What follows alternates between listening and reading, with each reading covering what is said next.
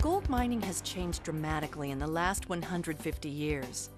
In the heady days of the gold rush, a person could pan or sluice in a stream for nuggets of gold. Today, mining is a large-scale activity that involves a lot of talented men and women, large earth-moving equipment, and sophisticated processes. But gold isn't as easy to get as it was in the gold rush days. Quite often, deposits mined today contain only microscopic bits of gold invisible to the naked eye. So many tons of rock have to be mined and processed to produce gold that you can see and use. That's why modern gold mines are typically large. It's also why so many people work at the mines. Today, we're going to show you an active modern gold mine. Before any actual mining can begin, a process known as exploration has to happen. Geoscientists study the Earth and its geological makeup to look for signs of gold deposits.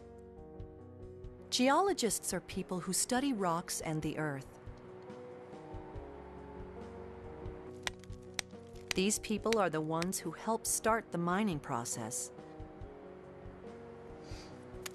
First, they study rocks and make maps of a region. As they progress, they use more complex methods of finding out what is below the surface of the Earth. Using geophysics and geochemistry, geologists start creating maps that show their estimate of a potential gold deposit. To test the estimate, holes are drilled to identify where gold is concentrated.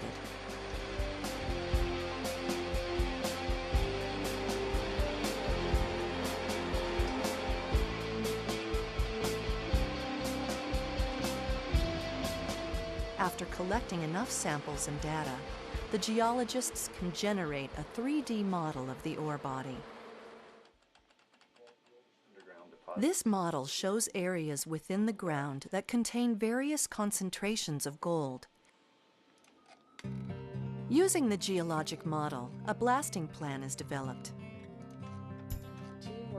This plan is used by the drill and blast crews to lay out and drill a pattern that will safely and effectively fracture the rock for mining.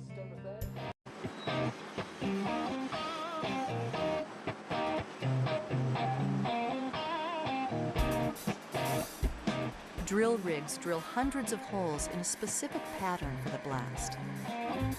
Then, the blast crew loads each hole with a blasting agent called ANFO, or ammonium nitrate and fuel oil.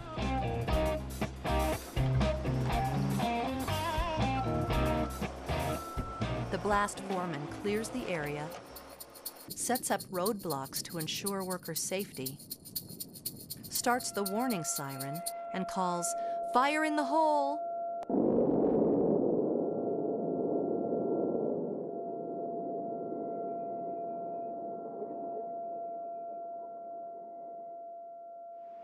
The blast fractures thousands of tons of material.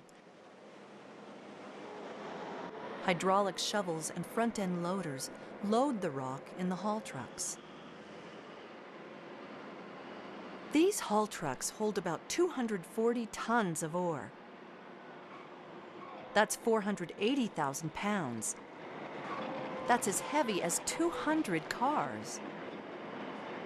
Ore is rock that contains a concentration of a valuable mineral, in this case gold, that can be mined at a profit. Because the geologists studied the rock before the blast, they know which areas of the blasted material contain high or low-grade ore. While ore material may look similar, the concentrations or grade of ore within the material are different. High-grade ore has more gold particles than low-grade ore. Grade is used to determine how the ore will be mined and processed. So that's why each block of ore in a mine is referred to by its grade. Each block is mined out separately and delivered by haul trucks to a specific area of the mine site for processing or placement in a waste rock facility. Eventually, all processed ore ends up in a solution called a slurry, which moves through a series of tanks containing a mixture of weak cyanide solution and carbon. The gold bonds to the carbon, which is separated from the slurry. The carbon, now loaded with gold, is further processed to remove the gold and put it into solution. The gold solution is then sent through a circuit where the gold is recovered through an electrochemical process similar to the process used to make chrome-plated car parts. The recovered gold is then melted in a furnace at 2100 degrees Fahrenheit and poured into molds to form gold bars.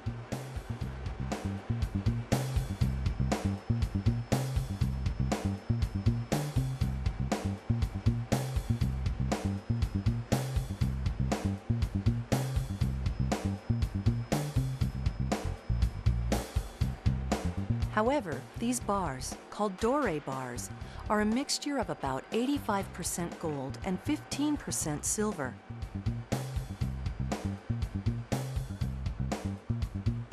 They are sent to a European refinery to be refined into pure gold bullion.